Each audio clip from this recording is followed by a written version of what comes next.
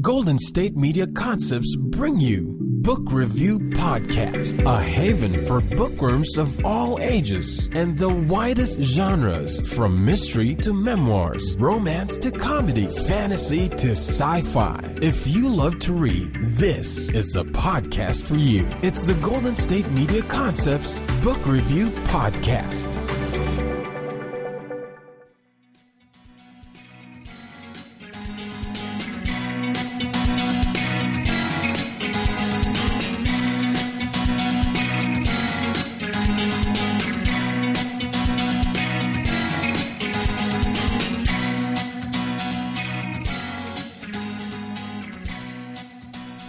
Hello and welcome to the GSMC Book Review Podcast, brought to you by the GSMC Podcast Network.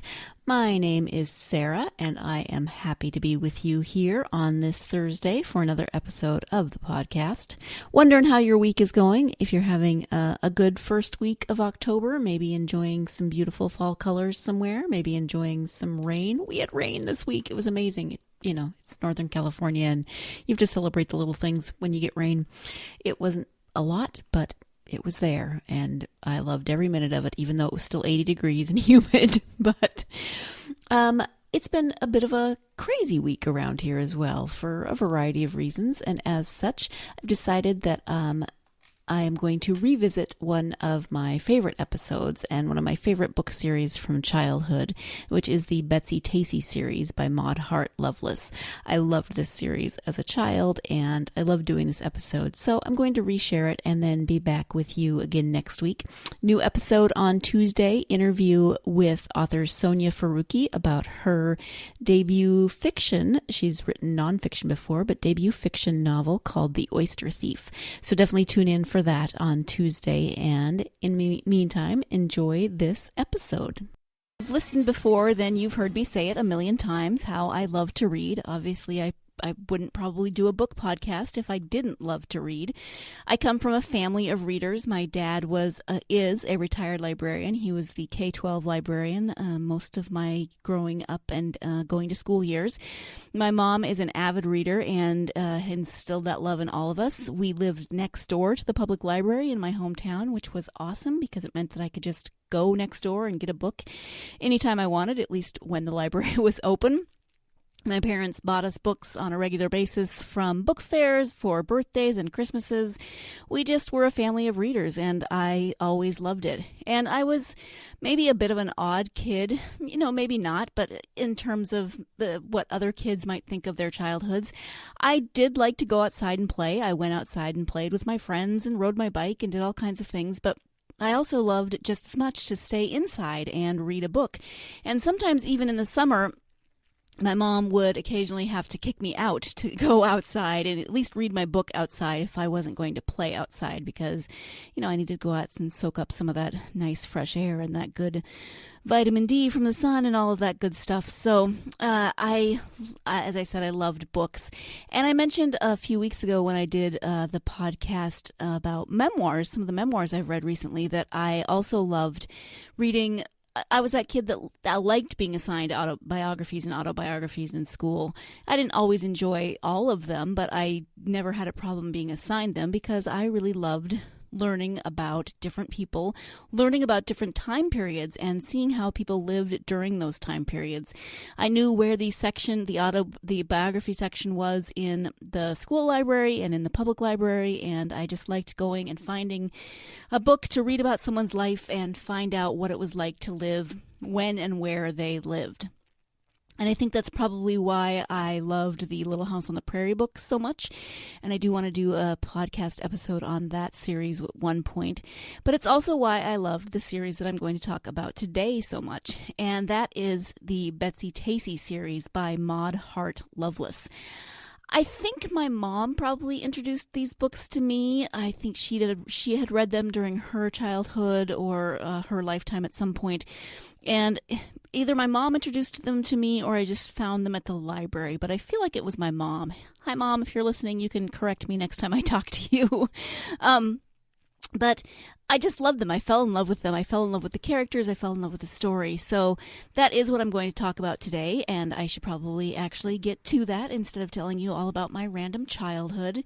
But the books were written in the 1940s. The first one was published in 1940, but they take place during the time that Maud Hart Lovelace herself was growing up. They aren't autobiographies, but there are numerous autobiographical elements to them. In fact, they are so much of her childhood is represented in these books that a lot of her readers used to send her letters to find out really which parts were true and which parts weren't true. It is about her childhood. She grew up in Mankato, Minnesota. That becomes Deep Valley in the books. And I love this on the website. There is a website that is the Betsy-Tacy Society.org. And it talks about Maud Hart Lovelace, who was born April 25th, 1892. So, hey, this is perfect timing. I should have done this one last week if I had realized I could have done it on her birthday, but I'm a week late. I apologize. Anyway, so she was born April 25th, 1892 in Mankato, Minnesota. And like Betsy, who's one of the main characters of this series, she followed her mother around the house at age 5, asking questions such as, how do you spell going down the street? For the stories that she had already begun to write. So Betsy in the books is a writer, and so you can see where it's based on her, on Lovelace's life. The Hart family left Mankato shortly after Maud's high school graduation in 1910 and settled in Minneapolis, and that happens in the books as well. So at any rate, this says the Betsy-Tacy books are based very closely on Maud's own life. She says, I could make it all up, but in these Betsy-Tacy stories, I love to work from real incidents. And that's something that she wrote about them. So here is some of the background on the books. In case you've never heard of them, they are about it's Betsy-Tacy, but there are other characters in this book. Betsy-Tacy are best friends. They live across the street from each other. The description of the first book is as follows, and the first book is listed as the age level of 5 to 7 years. So you, if you want to read these with your children, or if you want your children to read them, really they can grow up with Betsy and Tacy, because the first few books are about Betsy and Tacy in their elementary years, and then it's their high school years, and finally Betsy, there's I think 2 books where Betsy is an adult, and the last one is called Betsy's Wedding. So you really do grow up with Betsy and travel with her throughout her lifetime. There are 13 books in the series. Most of them are based directly on Betsy and Tacy's relationship, but then there's a couple that have some of the other characters, and so they're seen from their perspective, the perspective of those other characters. So again, the summary of the first book, just called Betsy-Tacy, is after Betsy and Tacy become best friends at Betsy's 5th birthday party, they are inseparable. Betsy is lively and imaginative, invents wonderful games, and can make up stories. Tacy, though bashful with people she doesn't know well, is just as merry as Betsy and is a wonderful companion.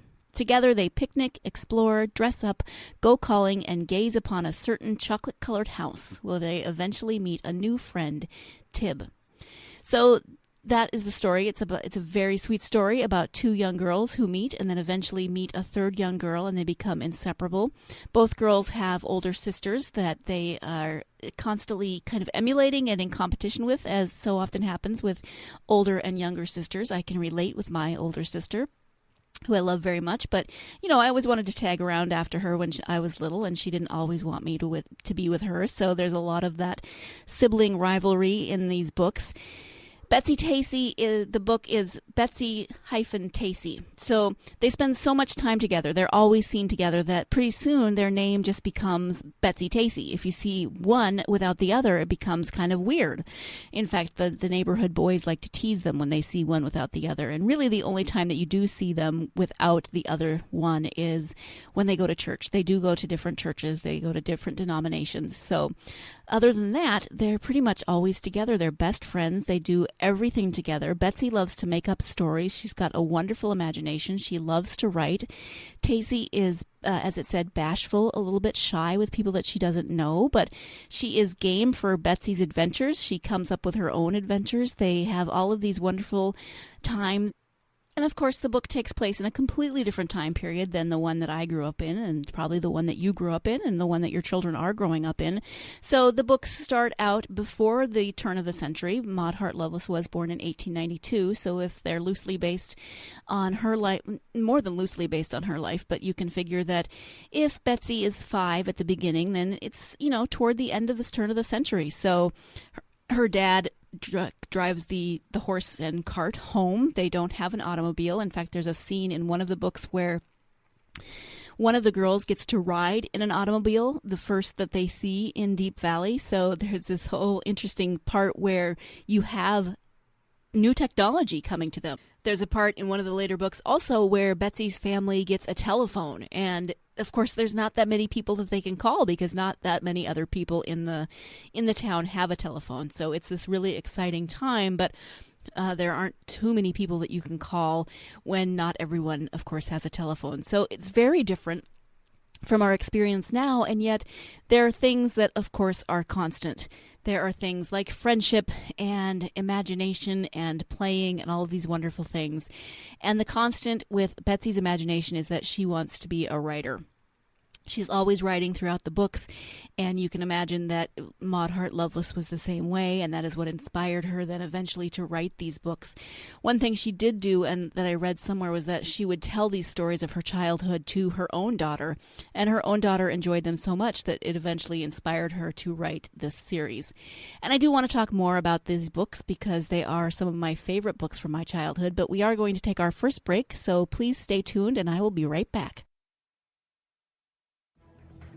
Want to find out what movies to go see? Then check out the GSMC Movie Podcast. It's your ticket to the latest movies, whether it's a new blockbuster event, romantic, comedy, or action flick. This show has got it all covered. They talk some what to go see now, don't bother, what's hot on Netflix, and everything in between. That's GSMCpodcast.com/movie-podcast. When it's all about the movies, it has to be this new show. Don't forget to like them on Facebook and follow them on Twitter. Visit GSMCpodcast.com for more info.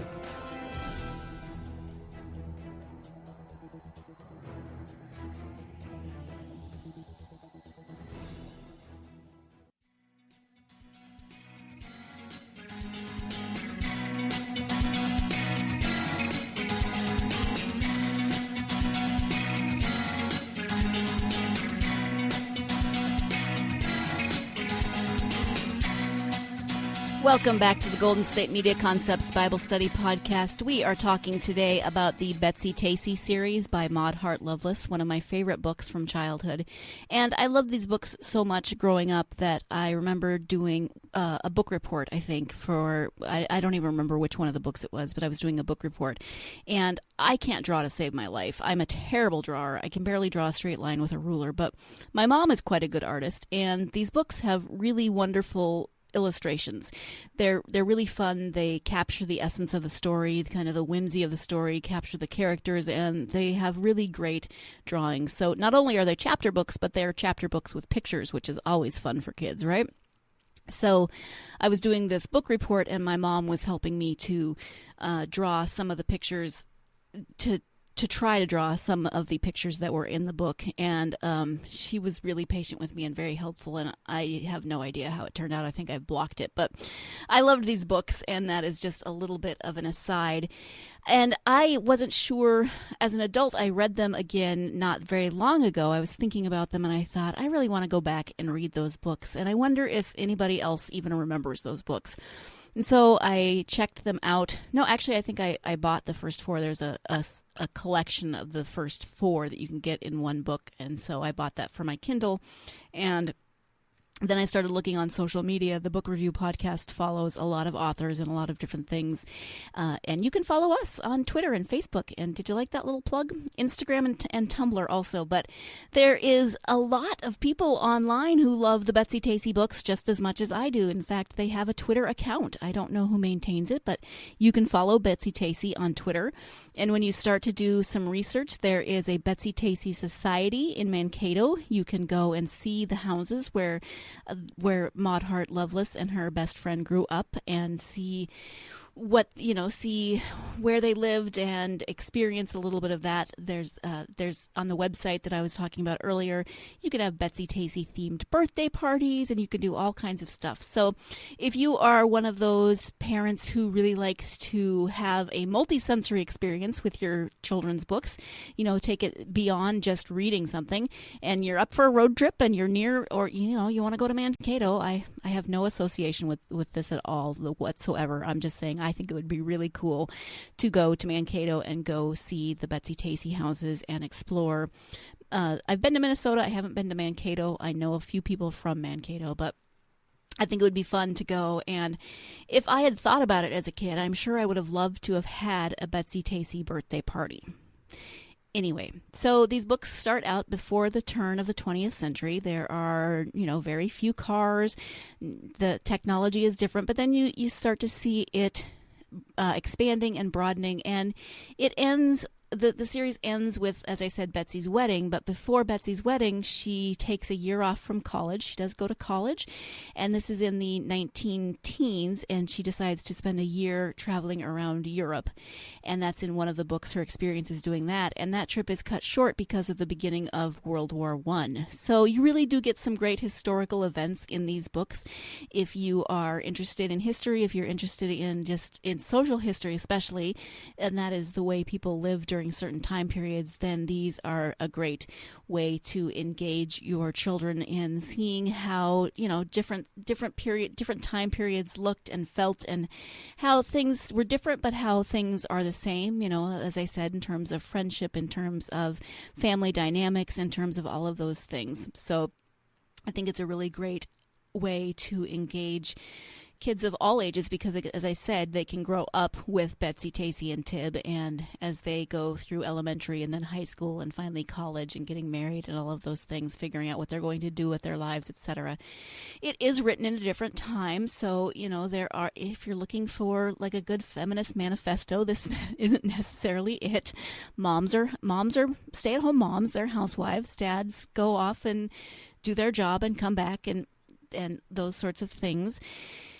There's nothing sort of progressive about these books, but that's okay. Again, I'm saying it's a different time. But what was interesting to me is that in one of these books, Betsy and Tacy, and I believe Tib, on one of their adventures, they go off exploring, and they like to go.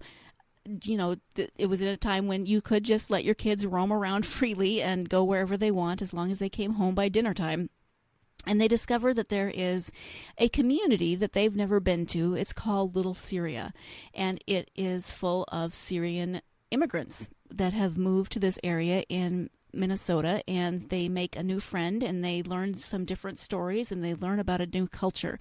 And there are some ways that they speak about the immigrants that might make our modern sensibilities feel a little uncomfortable. There's nothing, like really horrible that would just make you go, oh my gosh, we cannot possibly read this. This is terrible. But it's a different way of looking at it. But it's also a way we see Betsy and Tacy and Tib encountering something that they're not sure about. And so they encounter this group of people. They encounter a little girl about their age, make friends with her, learn more about her culture and her family's culture before they moved, when they were still in Syria. And it's really a wonderful way. It's also a way to then engage in how do we have conversations with our kids about things that are different? How do we have conversations with our kids about things that they don't understand? So these books really do open up those conversation possibilities. And I am not a person that has, a degree in child psychology or in family psychology or anything like that. I just like when I read books that I think, yes, this is a talking point. This is something that would open up conversation and make it so that we can have an entree into things that might be difficult to talk about. And later on, when Betsy and Tacy are in high school, Betsy really wants to fit in, or she wants to attract the attention of a boy, as often happens as we get older. And there's one book where she tries to give herself a makeover. She tries not just a physical makeover, but she tries to be different in personality. She refers to her older sister Julia as a siren, which is not a term that we use so much anymore, but you can understand that, her older sister may have been a little more girly than she was. Betsy was definitely a tomboy. She liked to climb trees and do all those great things. And she tries to gain the attention of this boy who does, look at her in a different way when she comes back from her personal makeover, and she soon learns that while she can expand upon her personality and make changes in her life, she shouldn't try to recreate herself for someone else. So again, there's some good talking points in there. And I remember reading this book when I don't even remember how old I was, maybe about Betsy's age, maybe, these take place when she was in high school. I may have been in junior high at the time. I don't remember. But there's this way of walking that she describes, and I cannot for the life of me remember what it was. I don't have the book to look it up. But there's this way of walking. She tries to imitate, I think, an actress's way of walking or something. And if I'm remembering correctly, and if you've read the book and you remember, you can correct me, please. It's a slouch or something. And I remember trying to imitate this walk. I had absolutely no idea what it looked like or what it was or who the person that she was imitating was.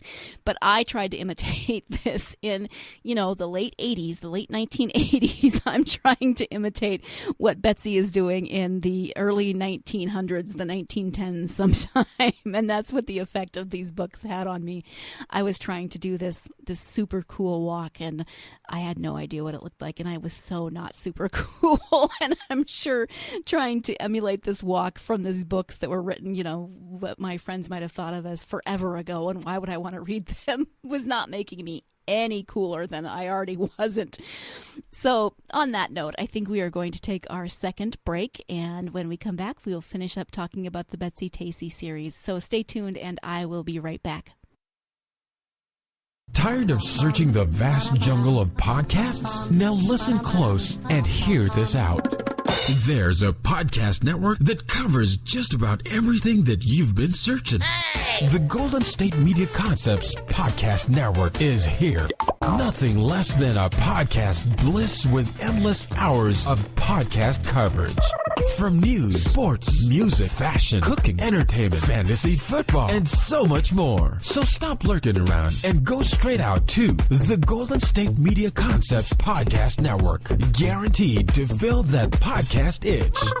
Whatever it may be. Visit us at www.gsmcpodcast.com. Follow us on Facebook and Twitter, and download us on iTunes, SoundCloud, and Google Play.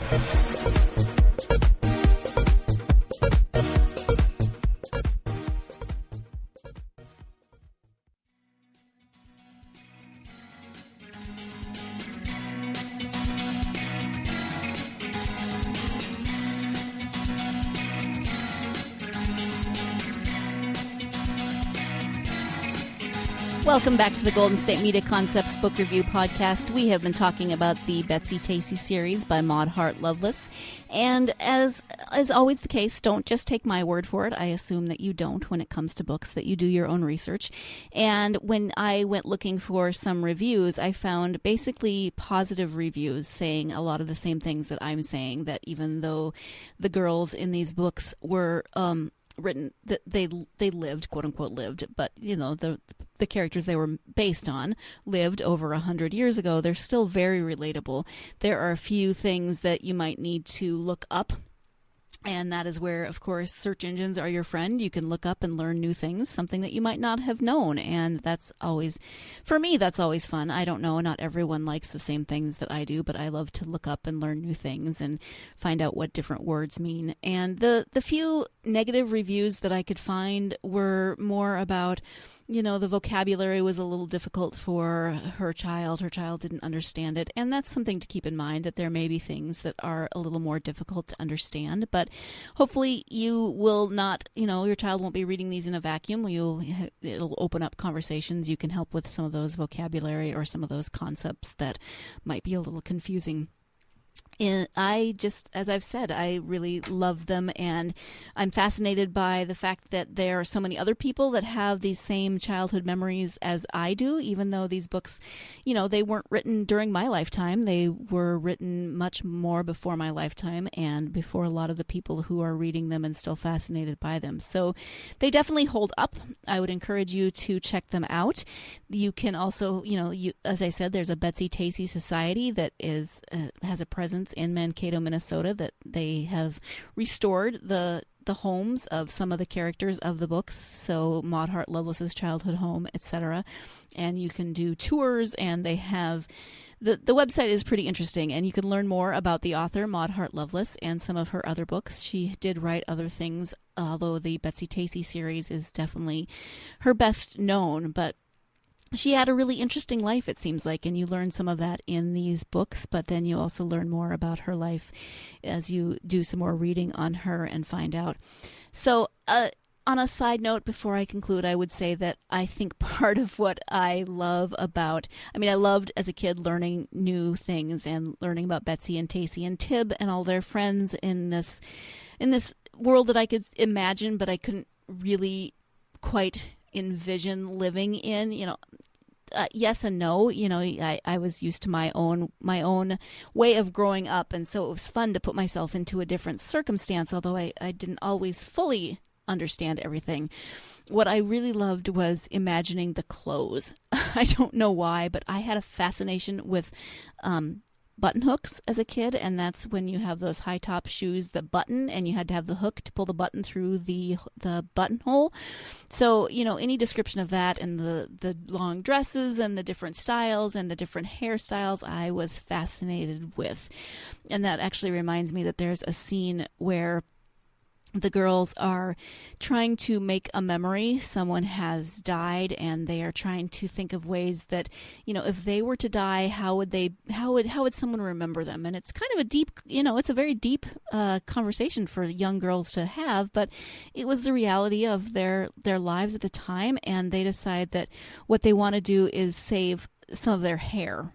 And so, like kids everywhere, they experiment with the scissors, and Tacy has long ringlets. They're always talking about her beautiful ringlets, and she cuts one of the ringlets off, thinking that this will be a great way to save and to be remembered by. But then her head is uneven, and so one of the other girls cuts off half of her ringlets, just on one side of her head. And then they each cut their hair really badly. So, even though they were written over 100 years ago, kids are still doing some of the same thing. Maybe not for the same reasons, but scissors and hair always seem to find each other in young children. So there's humor, there's warmth, there are friendships that blossom and grow, and characters that you can grow up with, or your children can grow up with, and I cannot recommend this series enough. I loved it. I still love it, and I hope that you will check it out if it sounds like something that you are interested in. So that is my very long sort of love letter to Maud Hart Lovelace's Betsy-Tacy series. Thank you so much for joining me. I hope that was past Sarah, thanking you for joining her for that episode. This is current Sarah, still apparently referring to herself in the third person, but thanking you again for joining me for this episode as we revisited the Betsy-Tacy episode. And I realized after I'd recorded the intro that the original episode was episode 14, and this is episode 114. So clearly it was fate, right? Must be, or possibly just coincidence. Either way, I'm okay with that. Again, join me on Tuesday when I have an interview with author Sonia Faruqi about her book, The Oyster Thief. It is both science fiction and fantasy, a little bit of romance, and you're going to definitely want to tune in for that interview, and there's a giveaway, so join me on Tuesday. In the meantime, have a wonderful weekend. Go out there and get yourself lost in a good book.